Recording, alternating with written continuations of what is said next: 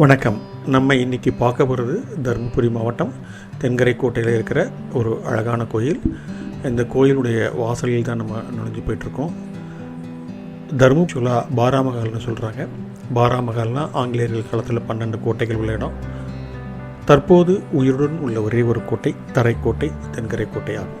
இந்த கோயிலுக்குள்ளே நுழையும் போதே நமக்கு அந்த பாதையே ஜிக்ஸாக்காக போய்கிட்டு இருக்கும். நடுவில் 2 கோயில்கள் வேறு இருக்குது. இப்போ கோயில் பற்றி ஒரு தனி காணொளி நம்ம பின்னாடி பார்க்கலாம். இந்த கோயில் கல்யாண ராமர் கோயில் இருக்குது. ஆனால் இது ஒரு 40 ஏக்கர் பரப்புள்ள ஒரு கோயில். இந்த கோயிலை பார்க்குறதுக்கு முன்னாடி நம்ம இதில் இருக்கிற முக்கியமான அம்சங்கள் நம்ம பார்க்கலாம். முதல்ல நம்ம பார்க்க இருக்கிறது ஒரு தானிய களஞ்சியம். இந்த தானிய களஞ்சியம் பார்த்திங்கன்னா மிக பிரம்மாண்டமாக இருக்கும். தரையிலிருந்து ஏறக்குறைய ஒரு ஆள் உயரத்துக்கு மேலே இந்த தானிய களஞ்சியம் இருக்கும். இந்த தானிய களஞ்சியங்கிட்ட தான் இப்போ நம்ம நிற்கிறோம். இந்த தானிய களஞ்சியம் பார்த்திங்கன்னா உயரமாக செங்கல்லால் கட்டப்பட்டிருக்குது. இந்த தானிய களஞ்சியத்துக்குள்ளே உள்ளே கூட நம்ம போய் பார்க்கலாம். அது பார்த்திங்கன்னா கீழே ஒன்றுமே இல்லை. இந்த இவ்வளோ பெரிய தானிய களஞ்சியம் செங்கல்லால் அடியில் முதல்ல கருங்கற்களால் கட்டப்பட்டு, கருங்கற்கள் வெட்டி உடைக்கப்பட்டு, பின்னாடி செங்கற்களால் கட்டப்பட்டிருக்குது. எங்கே பார்த்தாலும் புளியன் தோப்புகள் தற்போது நடப்பட்டது இருக்குது. இது மிக பிரம்மாண்டமான ஏறக்குறைய 40 ஏக்கர் பரப்பளவில் இருக்குது. இந்த கோயிலுக்கு ஒரு வரலாறு இருக்கிறதா வரலாற்று புத்தகங்கள் இருக்குது. பிரிட்டிஷ் மேனுவல் இருக்குது. சீலநாயக்கன், சேலத்தை ஆண்ட மன்னன், ஒரு நாள் இந்த பக்கம் கொண்டு இருக்கும்போது அவனுடைய கனவுல ஒரு கடவுள் தோன்றியதாகும். அந்த கடவுள் ஒரு குறிப்பிட்ட இடத்தை நோண்டினால் அளவற்ற செல்வம் கிடைக்கும் என்று சொன்னதாகவும், அந்த அரசனும் அதை தோண்டிய போது அவனுக்கு அளவற்ற செல்வம் கிடைத்ததாகவும், அந்த செல்வத்தை வைத்துக்கொண்டு அவன் கோயிலை கட்ட ஆரம்பித்தான். கோயிலை கட்ட ஆரம்பித்து நெடுநாட்கள் ஆனதும் தன்னுடைய தம்பியை அந்த பணிக்கு ஒப்படைத்துவிட்டு சேலத்துக்கு சென்றான். தம்பி ரொம்ப நேர்மையான ஆள். ஆனால் அவர்கிட்ட இருந்த ஆட்கள் இந்த இவருடைய நேர்மை அவருக்கு பிடிக்கல. உடனே மன்னருக்கு ஒரு மொட்டை ஒன்று போட்டார்கள். மொட்டை கடிதாசி ஒன்று போட்டார்கள். அந்த காலத்திலேயே மொட்டை கடிதாசி இருந்திருக்கு பாருங்கள். இந்த மாதிரி தம்பி நீங்கள் கொடுத்த செல்வத்தை எல்லாம் வச்சுக்கிட்டு அவர் கோயில் கட்டாமல் மாளிகை கட்டிகிட்டு இருக்காரு, நீங்கள் வேணால் நேரில் பாருங்கன்னு சொல்லியிருக்காங்க.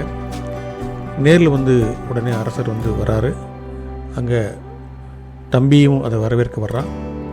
தம்பி வரவேற்க வரும்போது என்ன எதுன்னு கேட்காம உடனே தம்பியை தலையை வெட்டிறாரு.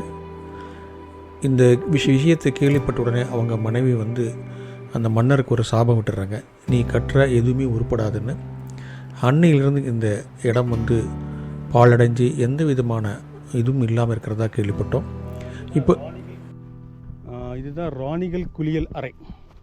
இந்த பாத் டப்பு இதில் ஆக்சுவலாக பாருங்கள் ஒரு ஆக்டகானில் இருக்குது. தண்ணி இங்கேயே இருந்து வரும். தண்ணி இங்கேருந்து தான் வரும். இங்கேருந்து இறங்கி குளிப்பாங்க. நான் ஆரம்பத்தில் ஒரு 5 வருஷம் முன்னாடி பார்த்தோம்ல, இது அந்த இதில் நல்ல கிளியர் கட்டாக தெரிஞ்சது. இப்போ எல்லாம் சீரமடைஞ்சு போச்சு. இது ஆக்சுவலாக பாத் டப்பு. அது ஆக்சுவலாக அதுக்கு நேராக அங்கே குதிரை லாயம்.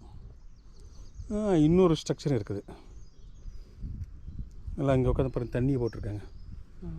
ஒரு காலத்தில் ராயல்ட்டி அரசியர்கள் இருந்த இடத்துல இந்த நுழைஞ்சு கூட இருக்க முடியாது. ஆனால் இன்றைக்கி பாருங்கள், வெளில காணாமல் போச்செல்லாம். தண்ணியை போட்டிருக்காங்க. சரி, அந்த இது பார்த்துட்டு போயிடலாம்.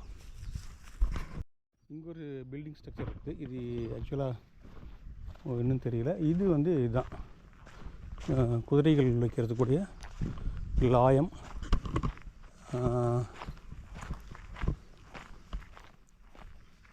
இதில் பார்த்திங்கன்னா எவ்வளோ அழகாக கட்டியிருக்கான். இதில் நம்மளால் கல்வெட்டு படிச்சிருக்கான். சுண்ணாம்பில் ஆக்சுவலாக குதிரை லாயம் தான் இது. ஆக்சுவலாக இங்கே பார்த்திங்கன்னா சீட்டு ஆடியிருக்காங்க. கறி பொங்கி சமைச்சு சாப்பிட்ருக்காங்க. தண்ணி போட்டு அம்சம் அவங்க பேர் கீரு விளக்கு வைக்கிறதுக்கு விளக்கு மாடம். ஆனால் இவ்வளவுக்கும் சுண்ணாம்பு பாருங்கள், மேலே பாருங்கள். ஐயோ, காங்கிரீட்டே இல்லைங்க சார். செங்கல் வச்சு செங்கல்ல சுண்ணாம்பு காரை இது எப்படி இந்த ஆர்ச் நிற்கிது வெயிட்டுக்கு? கல் சைஸ் பாருங்க. கல் இந்த சைஸ் இப்போ கிடையாது இல்லையா? இல்லைங்க சார். இது ஆக்சுவலாக குதிரை இல்லை ஆளுங்க கூட தங்கியிருக்கலாம். இவங்க சொல்கிறது குதிரையிலாயும் ஆளுங்க கூட தங்கியிருக்கலாம்.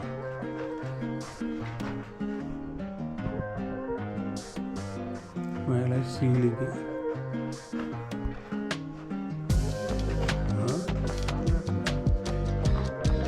சரியான ஒரு இது குறைஞ்சபட்சம் ஒரு 200 வருஷத்துக்கு முந்தியதாக இருக்கும். 200-300 வருஷம் இதாக இருக்கும்.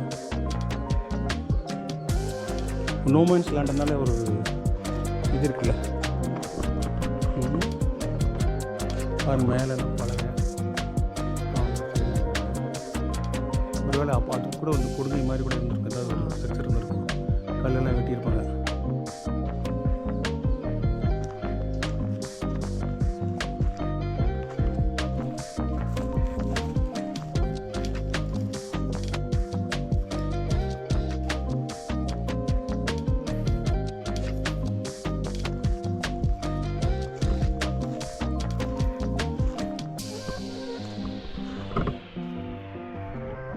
பொறுப்பற்ற தன்மையின் உச்சக்கட்டத்தில் தான் நம்ம இந்த விஷயம் நடக்குது.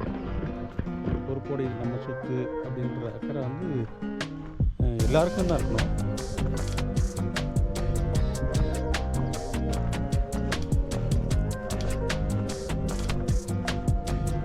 இப்போது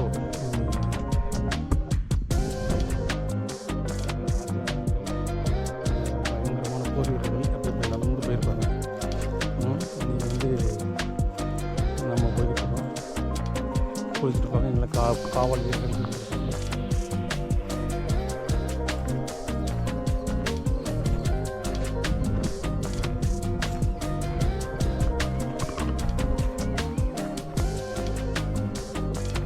அது ஆக்சுவலாக ஒரு பில்டிங்காக இருக்கும்.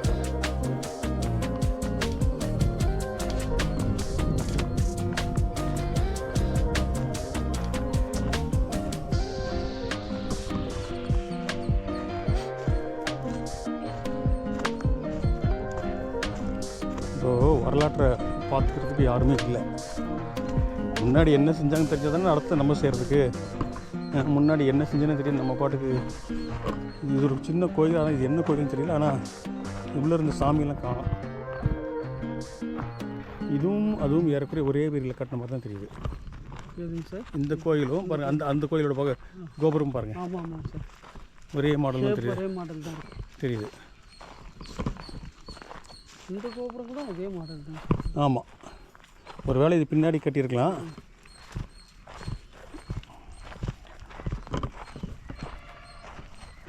இது மட்டும் பார்க்கலாம்.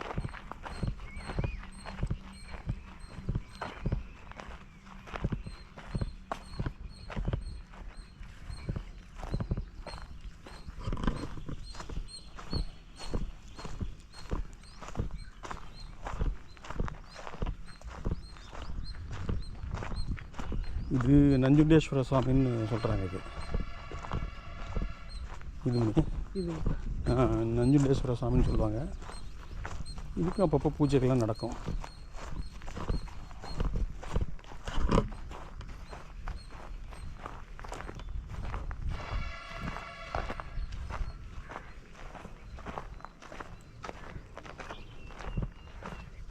சரி, போட்டுருவோம்.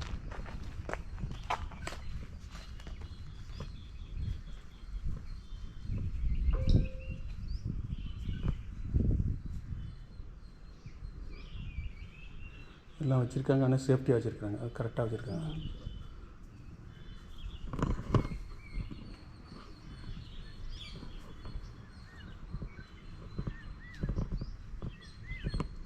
இங்கே கூட ஏதோ கட்ட முயற்சிருக்கிறாங்க. முருகன் சுப்பிரமணியன்.